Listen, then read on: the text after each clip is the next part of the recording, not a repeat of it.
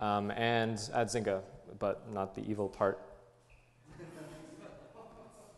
And I also do some work on the Haxe compiler on the JS target. I did the js.html externs, some source mapping, just general optimization stuff related to that target. So certainly, if you have any issues, I should be the one to take a look at that. Unless it's in the Haxe compiler, I just point at Simon about that on IRC, and he just fixes it in 5 minutes every time. It's crazy. I wrote a little chapter in a book about HTML5 game development, which you can click on that slide if you want to. And I started Haxe Memes Tumblr. My crowning achievement. Oh, and I also wrote Flambe. What is Flambe? It's a game engine written in Haxe. It has a strong focus on HTML5, tools integration, and rapid development. That was something that is core, like right when I started. A bit about the implementation. It's in HTML5, it uses WebGL and Canvas if it's not available, mostly in mobile browsers. And it runs in Flash as well, using Stage 3D. It's not just a renderer, so it does handle sound and input and other things too, accelerometer. It started off as just like a weekend project way back. It was quite a while before it even hit 1.0 and was on HaxeLib. But now it's blown up and is used in hundreds of commercial games. And maybe we could take a look at one of them. Has anyone heard of Flambe or used it? Okay, well, let's hope this works on this laptop.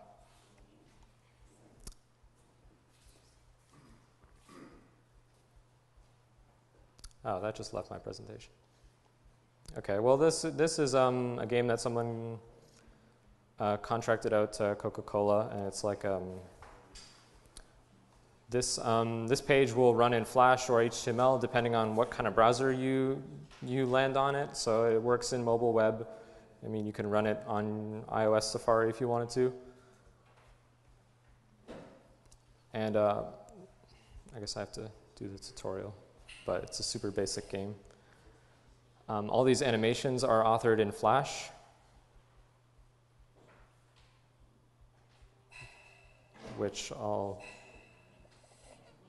Basically, this is the type of game that Flambe is sort of designed with in mind, like really small, like sort of like Flash type games, but running in HTML5 as well as Flash. I think the point of this game is just to click on the clouds and not, oh no. Yeah, and it has sound support. I don't know if you guys can hear the sound, probably not. But let's go back to the presentation.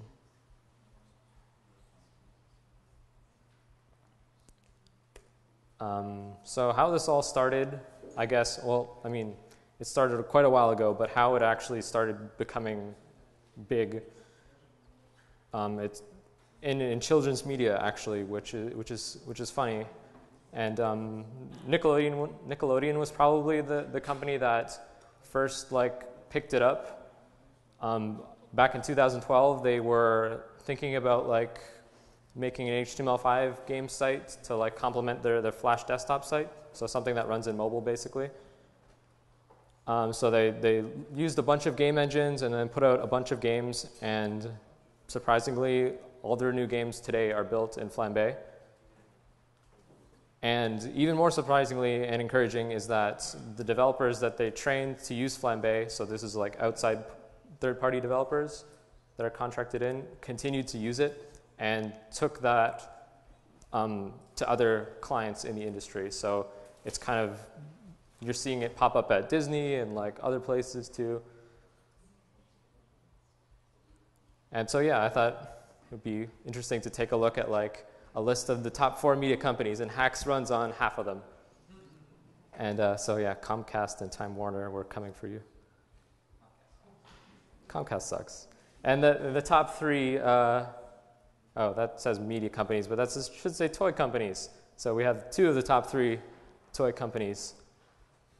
And those are running Flambe games. Hasbro has a My Little Pony game, and Mattel has, I don't know if it's a Barbie game or it's like the Barbie for boys, whatever the equivalent is, game.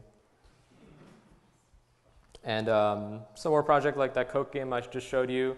And there's another Coca-Cola game as well. There's a Toyota racing game.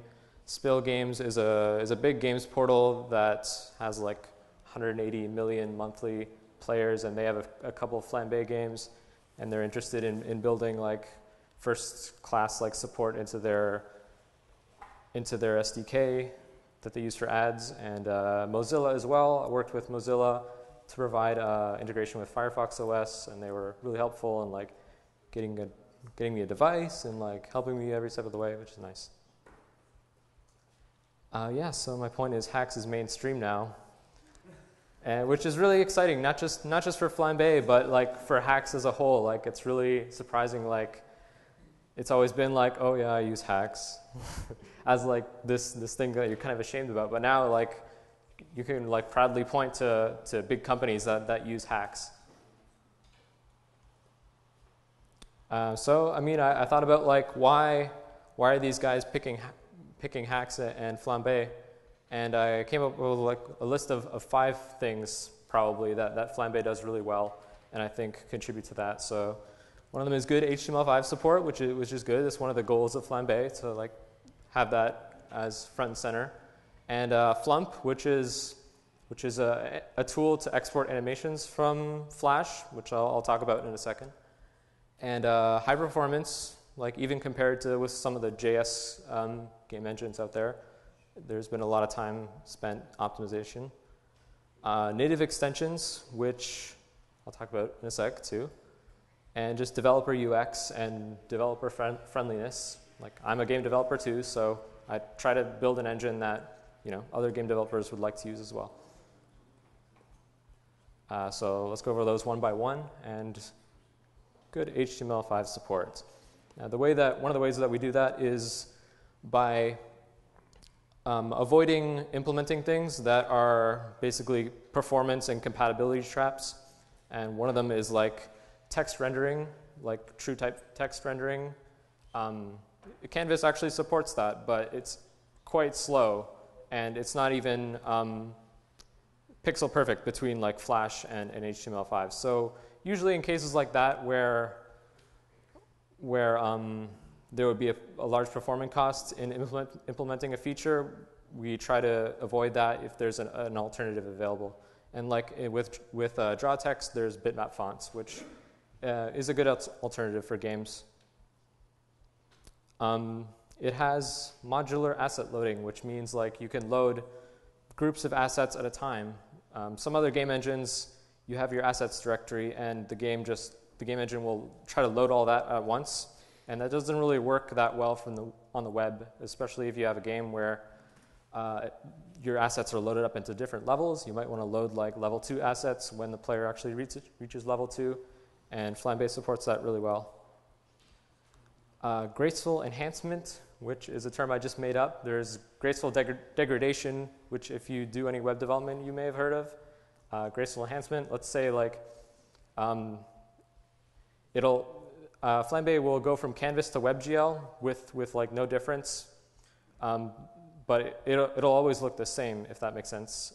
So we try to avoid like things like, someone asked me about like when is Flambe going to get shader support, and because we still need to like support Canvas for quite a while, I try to avoid like implementing things that will only work in WebGL or will only work in certain browsers. The feature set is kind of constrained intentionally that way. And it's still nice that you can still deploy to Flash. Companies like Nickelodeon really value that because their target audience is children, and they have to ask their parents to upgrade IE. So let's talk a little bit about Flambe. Best way to do that is to check out the website real quick. So that is a animation right there that was authored in Flash, and this is actually a little mini Flambe app, this animation here. The rest is just HTML. So it'll take your character, authored in Flash and turn it into this, basically, and a bunch of JSON data. And that tool is called Flambe, and Flambe includes the code that reads in the metadata and plays the animation. So pretty straightforward, pretty useful. So yeah, that's called cutout animation. And because it's just drawing shapes, there's no vectors involved at all. It's really fast on all of our platforms. It doesn't do everything perfectly. Like if you have a lot of like shape tweening, like imagine like a wiggly, I don't know, like hose or something, that doesn't really translate well to cutout animation. But I mean, you could always turn that into like a flipbook style sprite sheet, which Flambe handles as well. But the number one key thing is that like all these big companies have a lot of artists and designers that are already trained in Flash, and the fact that they can continue using Flash for non-Flash stuff is really useful to them. So people sometimes ask like, what makes Flambe really fast? And there's no real like magic bullet that I turned on and one day like Flambe was fast. It was mostly just like a lot of like iterative, stuff, like gradually improving things over time. I think that the main thing that's usually slow, if you take a look at a game, it's usually the rendering. Or in the case of web games, it's asset loading. So you want to reduce the time that the initial like progress bar of loading takes, and that's asset loading. And you want to improve the frame rate overall, and that's usually rendering. So a ton of time has been spent in optimizing that stuff. And just like general things that are best practices anyway, like avoiding allocation in the main update loop in Flambe. It doesn't do any allocation as your game is running. It does dead code elimination by default. In fact, it's not even an option. You can't turn off dead code elimination because I believe so strongly in it. So yeah, all the core like avoids reflection and things like that are not only slow, but will bloat the size of the .js that gets created. Yeah, and as I was talking about before, like it's designed around the capabilities and the limitations of things like HTML5 canvas. So it avoids like performance traps and like instead offers alternatives that perform better. And just by using Flambe, you're automatically like rating against the more like performant way to do things. So like bitmap text instead of draw text and things like that. Yeah, so it does support native extensions, and that's surprisingly a hard requirement for some of these big companies. Like they'll want to like jam in like Flurry and Google Analytics and Game Ed Center and all that stuff, and like extensions that I'd never even heard of before I started looking at this stuff. And since Flambe supports Air, it's usually just a matter of like popping the A&E, the Air native extension in there, and a lot of SDK providers provide like an A&E as part of their native extensions, so that's pretty convenient. Oh, but of course that doesn't always work. Sometimes you'll find some like random AS3 A&E that was made like 2 years ago, and that doesn't work. But usually the first party A&Es are pretty solid. So the developer UX, the developer friendliness, there's a focus on rapid development. So like it should be your code tests loop, basically, the thing that you're doing, like making a change, seeing it on the screen, making a change, seeing it on the screen, should be as quick as possible. And and one of the things that Flambe does with that is that there's a Flambe web server that hosts your app during development, and every time you do a build, through the magic of WebSockets, it automatically refreshes the page. So like basically with one click, you'll recompile your project, and your browser will refresh itself automatically, which is kind of neat when you're working on a mobile browser as well. You don't have to install any extension to do that. That just works. The code is decently documented. Some of the earlier APIs don't have documentation, but at this point, like every new API that I add, it has documentation for its public methods. And yeah, we have a pretty neat docs template, which I could show that. Docs is a way to convert, oh geez. It basically the Haxe API docs, and this is what gets printed, and there's nice like formatting that I worked on, and there's a view source link, and yeah, I'm hoping to contribute this, by the way, as a docs template that other projects can use. So yeah, at some point, I know that Simon and David is always asking me about that. Oops.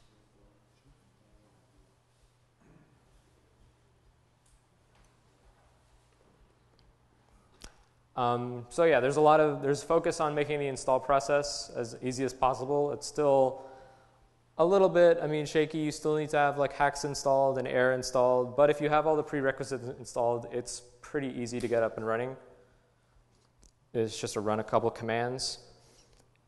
And another thing that we use to like improve the developer experience is that just making things stable. So we have not only unit tests, but like integration tests that run in actual browsers, like virtualized browsers in the cloud. So every time there's a commit, that commit is run against like IE8, or not IE8, but IE9, Firefox, Chrome, using a service called Silex Labs.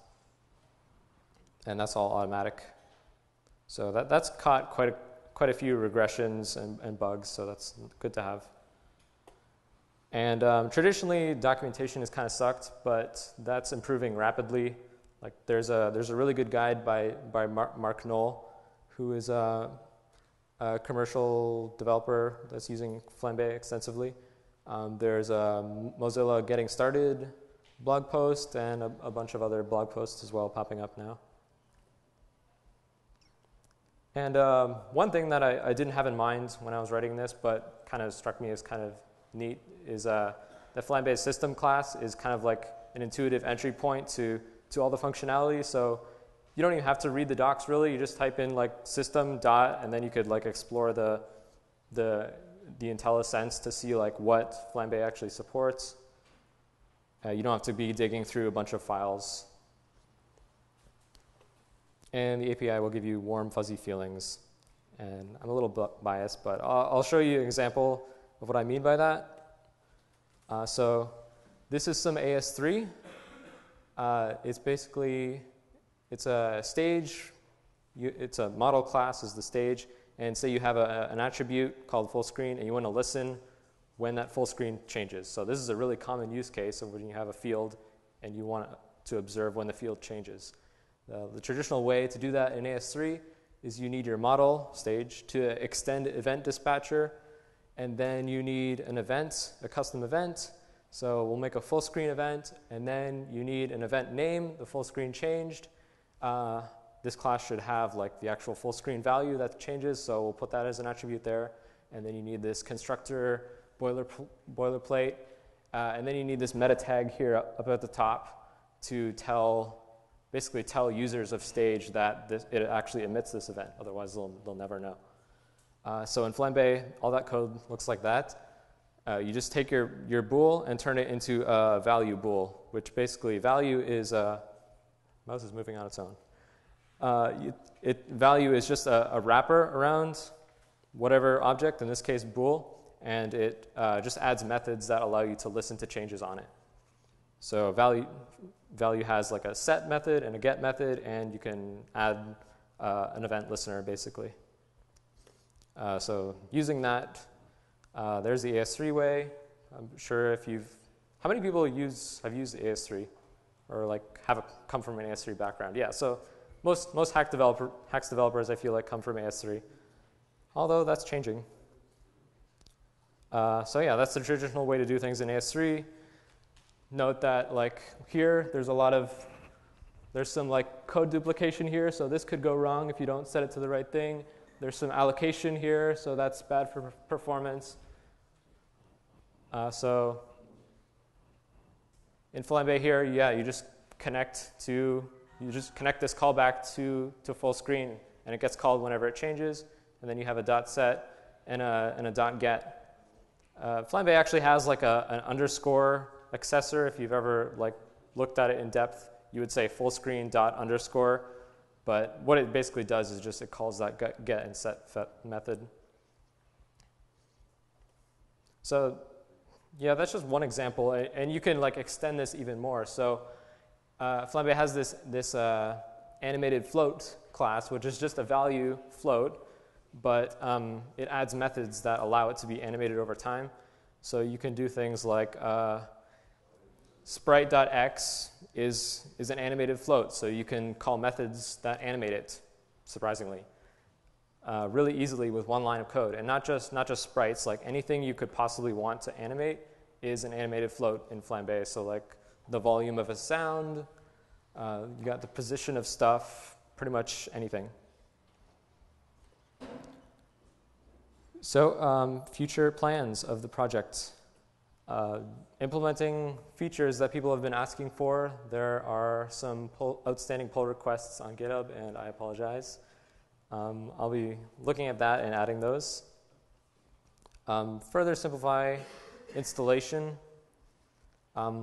It is pretty easy if you have all the prerequisites like Air and Node and and Haxe. But I would like to provide basically like a one-click installer that includes Haxe, includes Air, all the dependencies. So like someone who has never tried Haxe before could just get up and running by double-clicking on an installer. This is potentially a big one, but possibly like a minimal Flambe IDE. Haxe IDE is something that is kind of lacking in Mac at least. Like I don't think this would be something that would not be to the same level as like Flash Develop, but basically something like just a text editor on one half and like your game on the other half of a window would just be huge on Mac. And who knows, maybe a new native backend built on Lime, or this other project that I've been looking at called Cocoon.js, which is basically like an accelerated HTML5 canvas implementation on phones.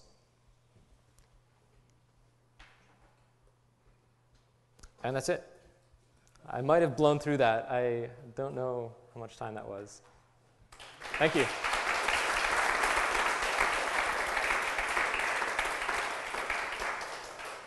So happy to answer any questions. Yep. So my question is, how about, for instance, pausing the animation or zooming in or controlling the speed? I mean, there are some use cases when I, for instance, would like to implement the pausing of the game. So how do you deal with that? Is my thing on now? Yes. So like because the animation is inside the value knows about if it's animating or not. So you can say sprite.x.animate, and then it starts the animation, or you could say sprite.x. Like stop behavior. Knowing which values I'm animating at now and to stop them. There's no like global method to call to stop everything or to control the global speed of the animation. No, there is a way to separate your entities, your sprites basically, into different groups so that you can stop them. You can say like just remove this from so it doesn't get updates, and that'll just basically pause it. Yeah, there's also like a scene system where it's built for that sort of thing, so you could put up a pause scene.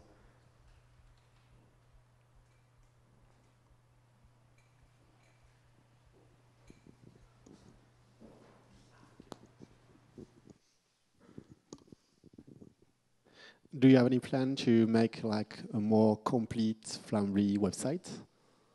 Yeah. That's definitely the plan. It's kind of just been shoved on GitHub at this point, so I want to like tidy that up and put that on the web.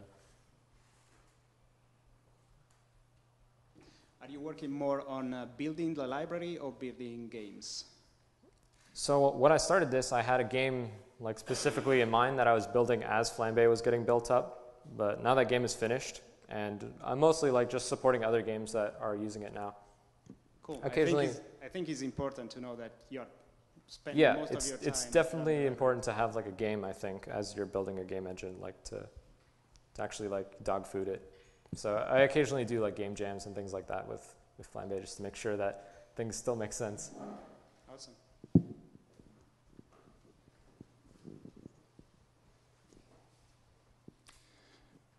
And you talked about a tool to extract the animation from Flash, and where does it come from? Is it from Flash World? And yeah, that was actually a project that I worked on while at 3 Rings. It's not tied to Flambe, so it's just language agnostic. Like there are runtimes for AS3 and some other languages too, but I don't really maintain that, but I do like contribute to that every once in a while. Okay. And other key contributors to Flambe, or? Yeah, Mark Knoll is probably the other main contributor, especially on the documentation. Like he's really spearheaded like that guide that really helps a lot of people. And blog posts and things like that. And there are a lot of like contributors, whether bug fixes or like giant features. That's always it's always good to see.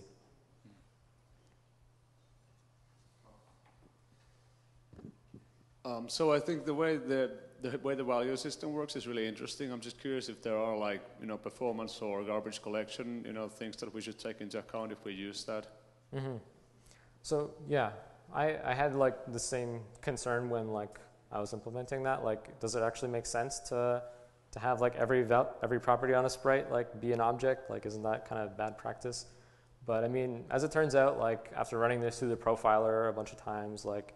And seeing all these like games that if they're slow, it's almost always because of rendering. The convenience of the value system outweighs the performance cost, I think, which is just negligible. All right, thanks. Can I actually ask another one since I already have the mic? Sure. Has any like kind of actual work been done on Lime or Cocoon.js? Because like I've been talking to a lot of people who use Flambe. There seems to be a lot of interest in actually doing native apps with it. Yeah, it's traditionally been in web and mobile web, but now there are people putting out native games with it. So there's a lot of bugs being fixed about the native targets in Flambe. So, but do they currently work with Cocoon.js, or like how do the native targets work right now? Oh, it uses air. Okay. Yeah. So the nice thing about that is that it reuses all the code for the Flash target. So if it works in Flash, it'll work in native and the native extensions.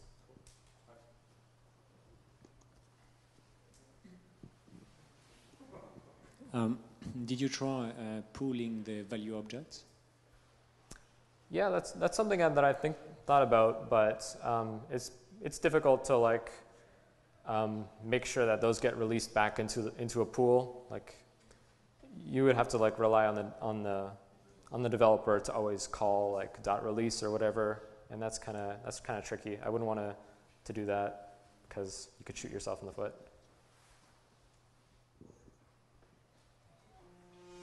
Okay. Yeah, thank you very much. Thanks, everybody.